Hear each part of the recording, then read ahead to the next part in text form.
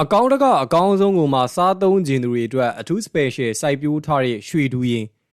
တယောက်ကြားလေးအုပ်စုကဒူးရင်သီးတွေကိုပပနေနေစားနေရင်စင်ကိုတစ်လုံးကိုတူနဲ့ထူခွဲနေခဲ့ပါတယ်ထူးဆန်းစွာမြင်တွေ့ရတာကစင်အိုးတွေကဝင်းဝါနေတဲ့ဒူးရင်သီးကြီးဟာလုံးဝလာပါစွာရှိနေတဲ့အပြင်အခြားဒူးရင်သီးတွေနဲ့မတူတဲ့သူ့ရဲ့အယောင်ဆင်းကအတိအတကိုစားရင်စပွဲဖြစ်နေခဲ့ပါတယ်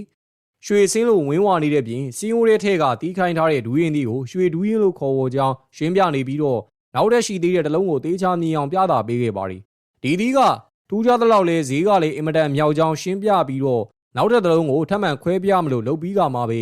တယောက်ကထပြီးတော့အတီးပေးလိုက်ပါတယ်။အဲဒီကမှသူတို့ကဒီလိုဈေးကြီးတဲ့အလုံးကိုမခွဲပြသေးခင်မှာအရင်ခေါင်းလောင်းတီးက